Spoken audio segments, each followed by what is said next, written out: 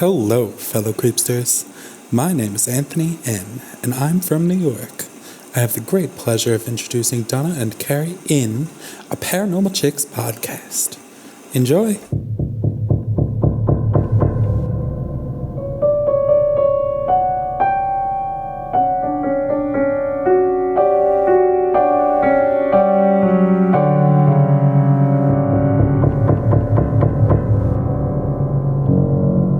I'm Donna. And I'm Carrie. And we are Paranormal Chicks. Sinister Sightings 59. And y'all just heard Anthony in. He introed us. And he's from New York City? Just kidding. Remember those commercials? Oh my God, yes. Picante, right? Yep. Not sponsored. But apparently really good advertising. Yeah, right. I used to hate those commercials. Me too. But we don't hate you, Anthony. And also, Anthony is my partner in crime because he also loves Dana and Greg Newkirk. Well, y'all know how it goes. If you want to be amazing like Anthony and introduce an episode, head on over patreon.com/the APC podcast. All right. The first story is supersized sinister sightings. Say that 5 times fast. That is quite the alliteration. Okay. Hey, y'all. So, first, my name is Megan, and I love hearing y'all. Y'all make my day so much better at work and make me feel like home again. I'm still catching up with your previous episodes, but decided to go ahead and send this in. I have quite a few creepy AF stories, but today, I'll just share a few. This one goes way back to when I was a kid, and Donna might find this more interesting, but you'll soon find out why. Ooh, intrigued. Mm-hmm. My brother had an imaginary friend named Giacomo. By the way. B9A? Right. All the way. Also, thank you for spelling it phonetically. But, well, every time my mom or any other adult would ask who he was or how he met him, it was always the same story. My little brother would say, "We met in the war. He saved me." Oh my gosh. And he would go on and on about that. And the story was always the same, including some of the activities they had done. I got older and I started to learn more about reincarnation, much to my private school Baptist raised self's surprise. Same, girl. Well, not private school. And after some of the research I have dabbled in, I sincerely think my brother was reincarnated from a one-time soldier who had a friend named Giacomo. As with 99.9% of the cases, he forgot details as time went on. To this day, he doesn't like to talk about it. Wow. Next, this took place in December 2011. I recently started seeing someone who I will refer to as Jay. One night, Jay, myself, and my best friend, who I will refer to as C, and her boyfriend at the time, who I will refer to as M, decided to go ghost hunting in a graveyard next to C's house. Well, all 4 of us loaded into her 2000 white Ford Taurus, those awful POS cars, and went to the Dollar General to get some disposable cameras. Then, off to the graveyard we went. Okay, so let me paint a picture for you. This was out in West Mobile, Alabama. What? Off a super dark road next to a fancy AF subdivision. You drive down a side road with no lights and past a house, then you're at the graveyard. My family lives in West Mobile. Are we, Ken? No, I'm just kidding. But are we? It has a standard metal tacky fencing around it, but it's a nice size. We all get out of the car, eager to look around, although C and I have been there many times. Then, almost immediately, weird-ass shit started happening. When we opened and shut the gate to get in, Jay started to get a feeling to go a certain way to the top corner of the cemetery, which was odd because it was filled with kids' graves, and I felt like these kids were running around and grabbing my hands and tugging my jeans. Remember the kid aspect. Oh, shit. As we were walking, M had to run back to the car, and we saw him come back, shutting the gate. Remember this. But every time we would look towards the gate, it looked like a very tall shadow man was walking back and forth between the gate and the tree line separating half of the cemetery. It kept getting heavier and heavier in the atmosphere, which was really uncomfortable. So C and I said, hey, look, we think we should go. As we made our way to the back corner and back up, Jay said, that's fine, I'll just head back to the back where it felt weird and take at least 2 pictures on the camera. So C, M, and I headed back to the car. But the gate was freaking wide ass open. Oh, fuck. This is not something that someone could have done because we would have heard someone else or seen them on the road. M had shut the gate, and it had a latch on it. So we really decided to hop in the car then.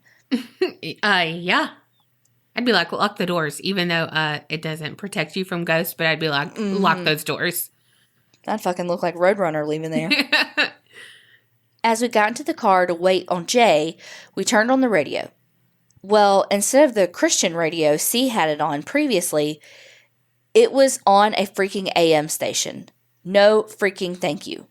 We all turned pale. Then suddenly you see a huge flash come from the back of the cemetery and Jay running faster than I've ever seen anyone run. Oh my gosh. He literally jumped the fence and hauled ass in the car. When we asked what happened, he said he was taunting, like Zach freaking Bagel Bites, and heard something in the woods like it was crashing down. He snapped a picture, then ran for his dang life.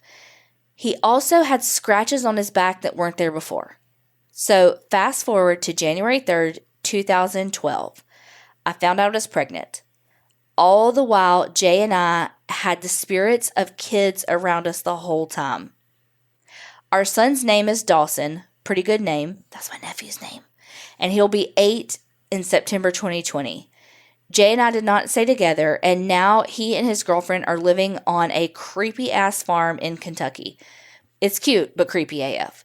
Oh, and C still lives in the house close to the cemetery, and the freaking shadow man has shown up by her mailbox, pretty much taunting her, letting her know that he is there. Oh my gosh.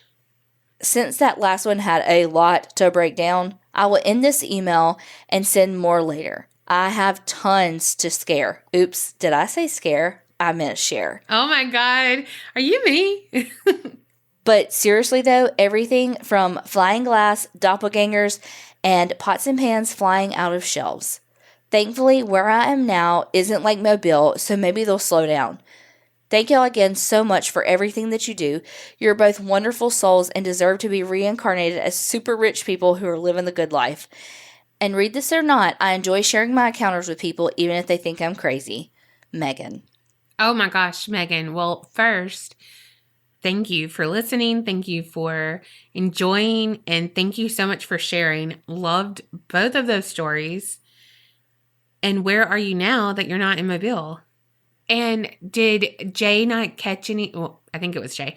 But did he not catch anything on his camera when he snapped that picture? I know. I'm like, what's on the camera?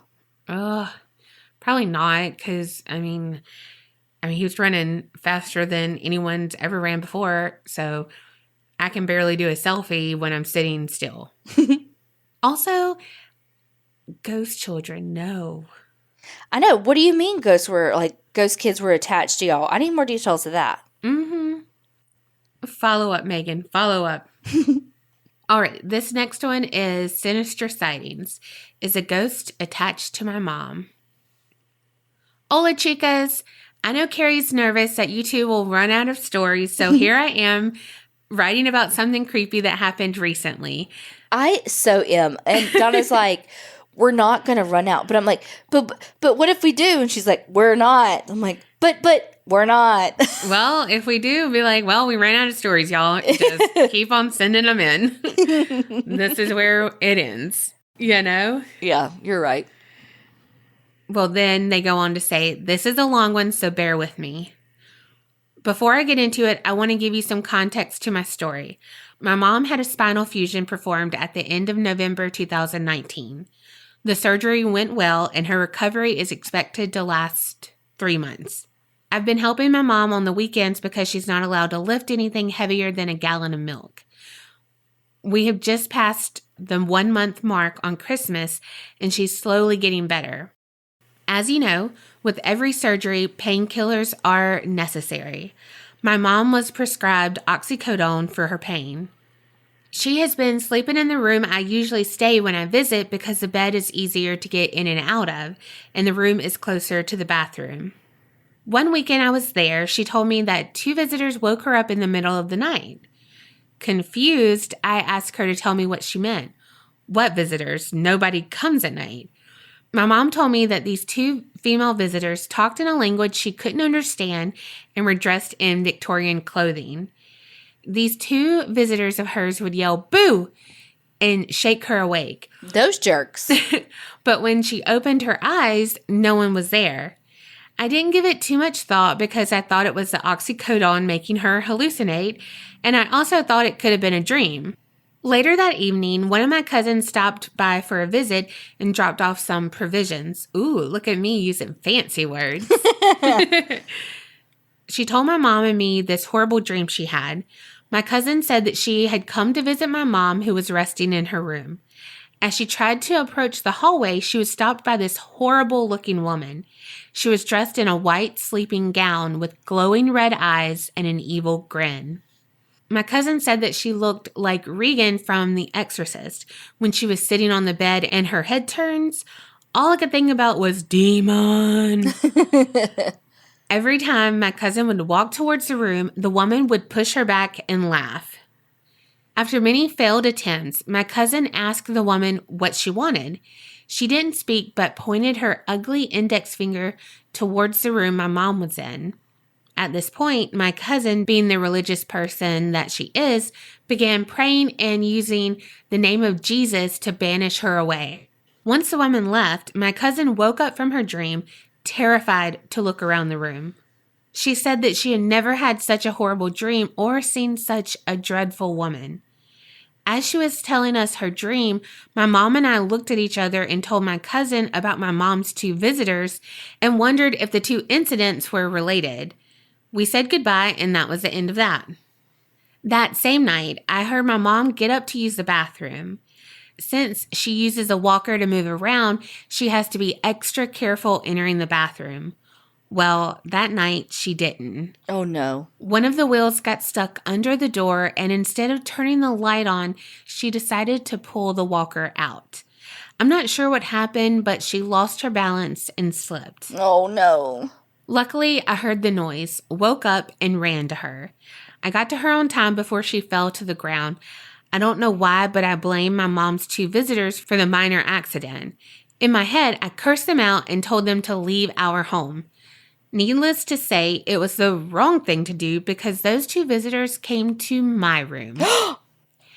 Every time I would try to fall asleep, someone would wake me up. Just like with my mom, I would hear, "Boo!" Or I would hear 2 women cackling and laughing. At other times, the voice waking me up would sound like my mom crying for help. Oh. Of course, I would check on her, but she would be sound asleep. The cycle continued until early morning. I don't even remember the exact time I fell asleep. My question is all of this a coincidence? I don't know, but my mom asked me to get some holy water to bless the house again. I say again because it's not the first time that we've encountered things. Since I was little, I heard noises, but it's always been a male figure. Where this woman came from or why it's attached to my mom, ? We don't know. Maybe a listener can let me know. All I know is that every time I visit, I never get any sleep, even though my mom hasn't mentioned her visitor since then. But I'm so close in yelling, "Don't fuck with my sleep." Yes. Thanks for reading my story and for everything you 2 do. You 2 always keep me entertained, especially when I'm driving back and forth to my mom's house. I know you 2 don't see yourself as comedians, but hey, I laugh with you. I know I should really try and send more stories in, but I get distracted easily. I'm amazed I sent this in. Till next time, Karen A. Oh, Karen. Oh, Karen. You know we love you. Karen, our secretary that's not our secretary. Karen is who made the file on the Facebook group that had a list of all the episodes. Yes. And even put in there, like, if people had recommended the topic, like, who recommended it. I know. She's amazing. Heaven sent that girl. Also, Someone let her know if y'all think those are related, because that does seem related, though. Like that her cousin had a dream about someone not letting her in and like laughing and stuff. And that's what they were doing. And then with Karen, like, Too much is the same to not be the same. Yeah. Okay, so guess what? This story is also by a Megan. Different one, though. Damn. It's the Night of the Megans. This Megan says, "Hi, y'all. Love the podcast. Love y'all. Love everything.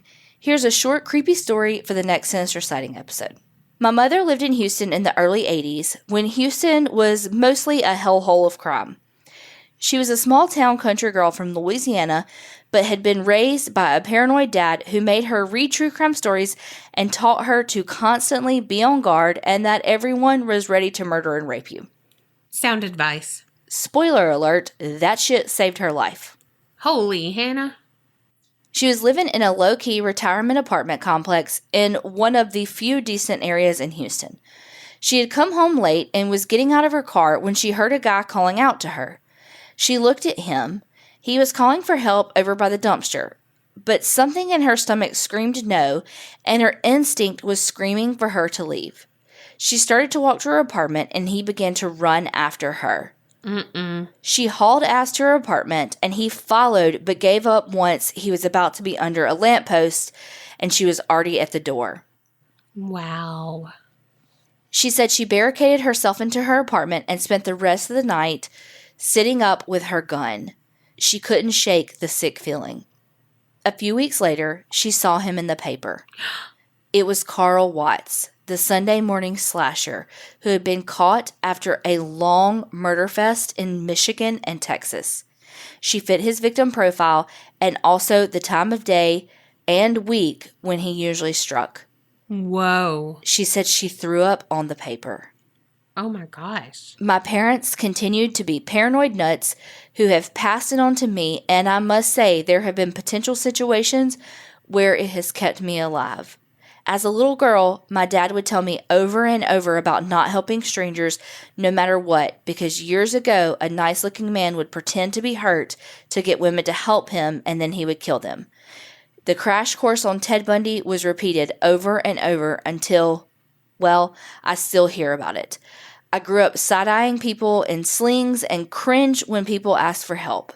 Thanks for being awesome. Extra slices of pizza for the win. Megan Thomas, Creepinati Cult Initiate. Oh my God. Can you imagine opening the paper and being like, I mean, that's one of those things you like instantly puke. Like, oh my God, I should have died. Yes. Like, holy shit. Like, he went on a murderous rampage. Over multiple states. Holy shit. Dang, that was good. Thank you for sharing. Yes. And good for your mom being a fucking badass, OG, murder-loving mama. Murder-loving mama. He sounded like Johnny Bravo. Oh, see, I was thinking, Hey, mama. Okay, you sounded like that Fergie song, or is it Fergie? Hey, mama, you know what I'm talking about? Is it Fergie? I think it's Black Eyed Peas. But Same thing. But no, what I was thinking was on How to Lose a Guy in 10 Days. Bullshit, mama. Oh, yeah. All right, this next one, Flying Baby Demon, ? Oh, shit. Hello, lovelies. I am a fairly new listener, and I'm obsessed. You girls are all I listen to while I'm at work, and you have me laughing like a crazy person. So, onto the story. Picture it. Sunny Southern California, circa 2000. Coastlines and sun-kissed beach bodies. Now, that's not where this takes place, because this extra-large pizza lives 45 minutes away from all of that.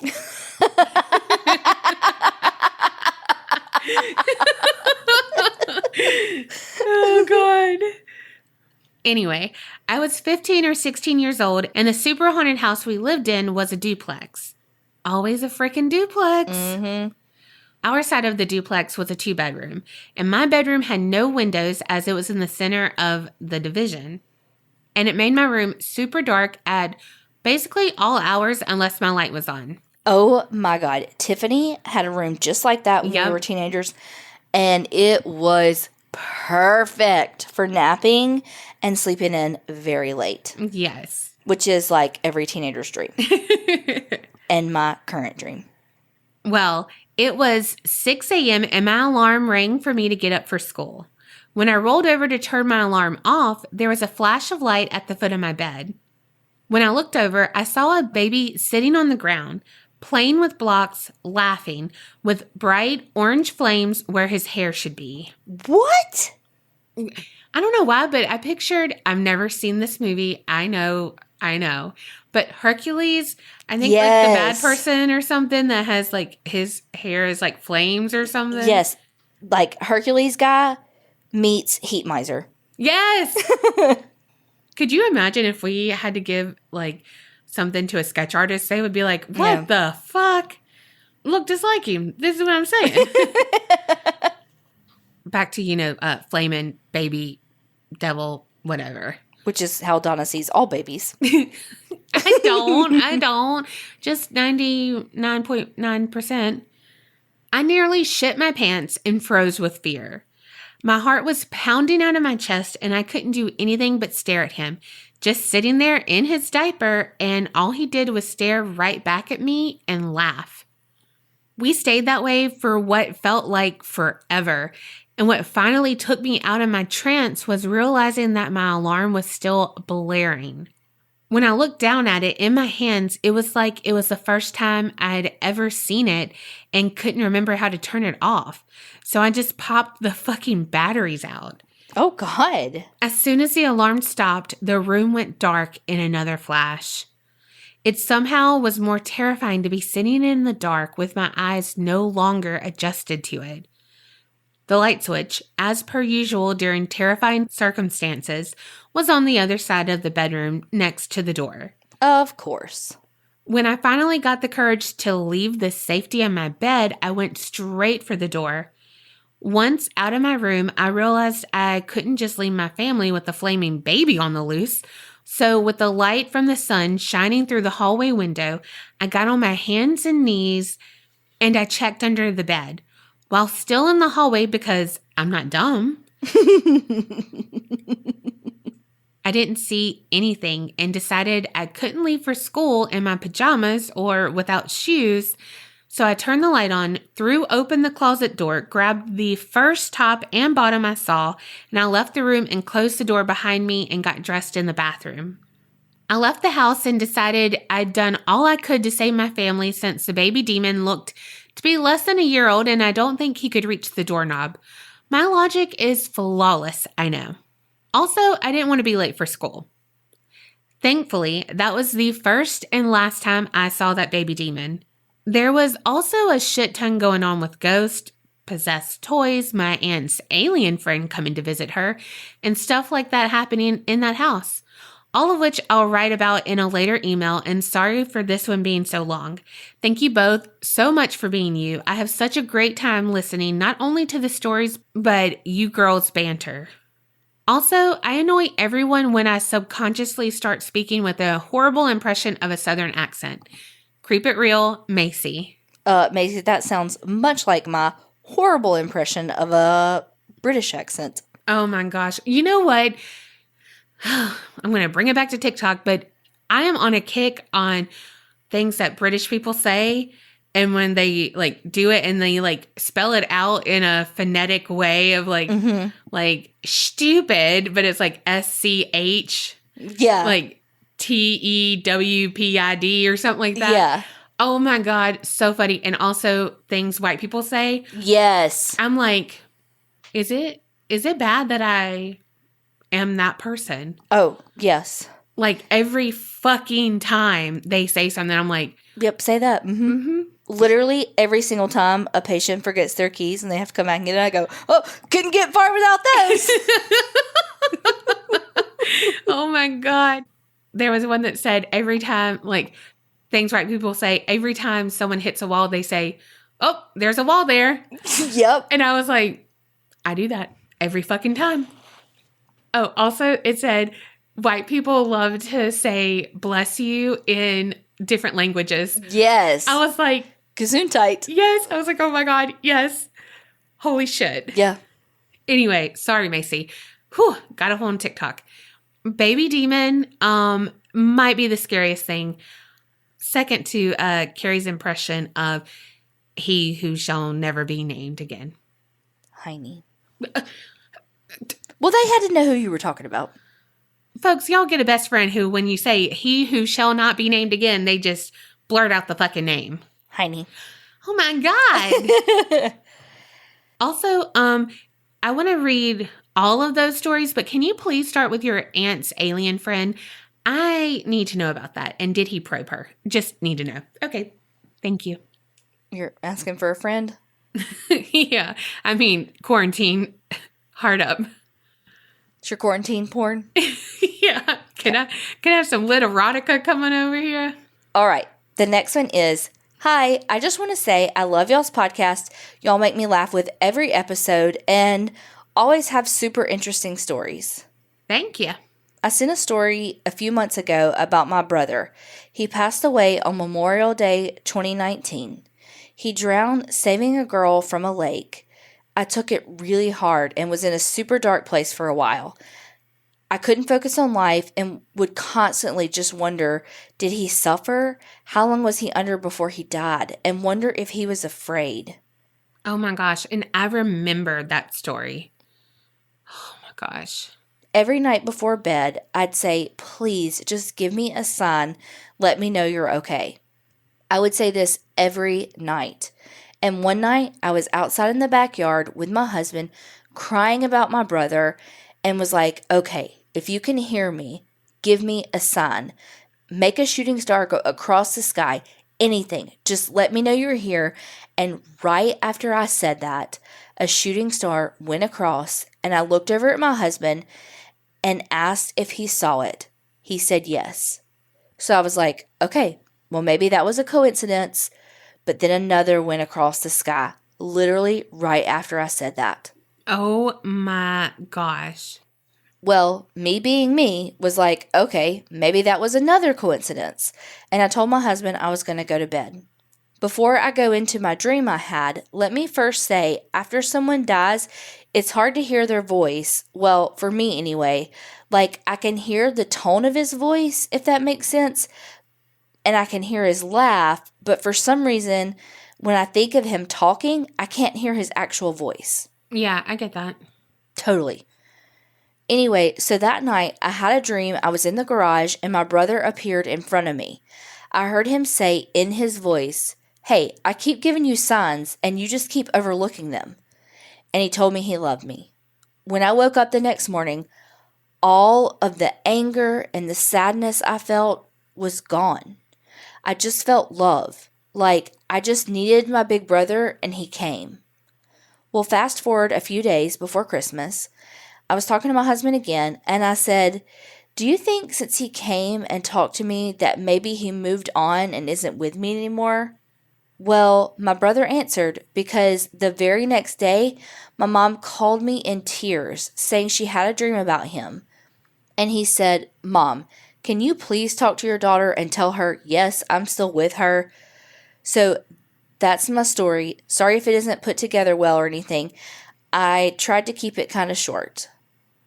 Wow, that is crazy. Your brother is like, girl. Yeah. Hello. These are all of the signs I've given you. Yeah. Wow, you're so lucky though that like he's persistent and made sure that you got all the signs. Wow. I kind of got teary listening to Carrie read that. So Sunday was Mother's Day, and I did not think I was going to have a problem because it's not the first Mother's Day without my mom. And I guess it's because, like, it's her 5th year anniversary this month, you know, or something. Like, I don't know. But I saw several signs that day, and so I guess, like, that helped, but also, like, hurt in a way, too. Like, it helped so much, but it, like, helped so much it hurt, I guess. Yeah. You know, like, I felt her so much that it was, like, yeah, you're here, but you're not here. You know what I mean? But, like, it was so stupid, but I tried to go to, I can't remember where I went to eat, but there was a Star Chevrolet, and that is such a random thing. But me and my mom always would joke about the commercials, and that's where we got one of our like cars that we had forever. But like that is where my mom had like they would do like no credit check kind of thing, like because you know we were poor at that time. And so, like, I don't know, we stayed there, like, all fucking day to get this car, you know? So it was just, like, a thing. So I saw that. But then the main thing, like, I mean, throughout the day, it was a lot. But that night on the watch party, we were watching, like, Weird Tales with Robert England or whatever. And it was one based in Pennsylvania. And Creep Mom was like, it's the El Chupacabra, like, you know, and I was like, oh my God, R.I.P. Patty Joe, you know, and it was just like, of course, you know, and it's on Mother's Day. But then there was a lady who was in the watch party named Patty. Oh. And like, that was the first time I had ever seen her there. Yeah. But I don't know. So it was just like a really good thing. So I don't know, like listening to that. Yeah. With all of those songs. Thank you for sending that in. It was good to hear. All right, the last one. Good morning. Your podcast is my absolute fave. I started listening to it about 6 months ago. Needless to say, I have binged them all by now and need more. I know I say this every time somebody says that, but I hate catching up on like a new podcast that you're listening to and you're like binging and it's like, oh, gotta wait every week. I know, but I also love it because I hate being behind sometimes because I feel like, oh my God, I don't know what everyone else knows. My worst thing is like when I find something and I think it's like done. It's like, oh, it's 4 seasons and it's done on like Hulu. I binge it all thinking, okay, it's at an end. And then it's like a new season starts and I'm like, you motherfucker. Like I wouldn't have binged it so fast if I knew that it didn't like end on that 4th season. Yeah. Number 1, I was reading the reviews of your podcast. Most of them are raving, as they should be. Some, however, knock you for cussing too much. If you were 2 men who used cuss words, it would be funny rather than, quote, unladylike. So I say throw more of those, quote, sentence enhancers into your podcast. Fuck those people. 2, here's my story. It's actually my mom's story. I have shared it on another podcast, Campfire, but I got a couple of details incorrect. My mom listened to it on that podcast and told me to get my story straight. So here's the correct version.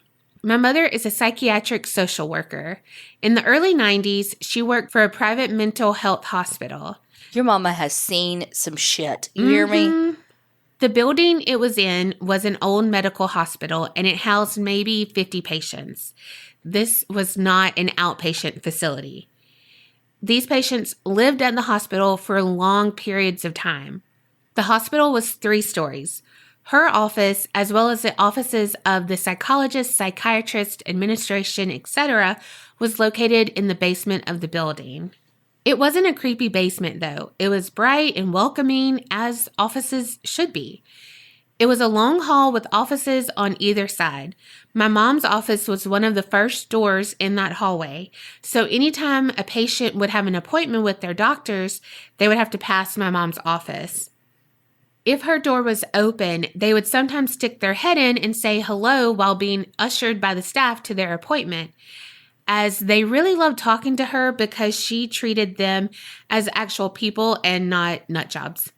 One day, as my mom was working at her desk with her door open, a patient who was being taken back upstairs after an appointment popped her head into my mom's office to say hello.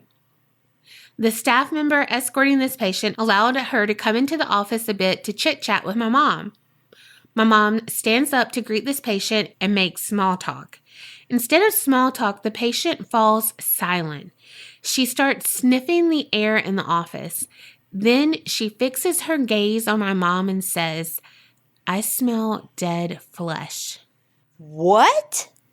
With that, she stops talking, spins on her heels, and leads the staff member out into the hallway and to the elevator back to her floor. My mom rolls her eyes and gets back to work. She's heard much stranger things from her patients. Well, later that day, she's discussing this patient with one of the doctors, and she, in a joking manner, tells the doctor what the patient said and laughs. The doctor kind of smiled and said, "That's appropriate given the situation." My mom, of course, asked why that would be appropriate. The doctor told her that the basement of the building where their offices are located was the morgue of the original hospital. My mom about fell out. She came home and told the story to her husband. Of course, my little nosy ass was listening in. I am 41 years old and still get her to tell this story to my friends today. I think it's the creepiest. I have a spooky story that I've experienced firsthand, and I'll send that in a separate email to keep this one from running too long. Thanks for the laughs and the scares, ladies. Keep doing what you're doing, Emily. That's crazy. I wonder if, like, she knew that. You know what I mean? Did she? I don't know. Oh, I don't know. And, like, why that day? Like, right then? Yeah. Well, because maybe a ghost was in the office. Yeah. But, like, yeah, or, like, it was, like, a day where maybe a certain body came in, and so the ghost was, like, more present that day because it was when their body came, you know? Yeah. That is really, really creepy. And your mama is a strong lady if that, like, didn't even faze her, because I would have been like, what? Wow. Thank y'all so much for all of these stories. So good. So good. Hopefully we are on the up and up about this virus quarantine business. Hopefully I don't know. At the very least halfway there, ? I don't know. What do I know? All I know is we hope y'all are safe, both physically, mentally, emotionally, all the things. And most of all, we hope you remember. Creep it real and don't get scared.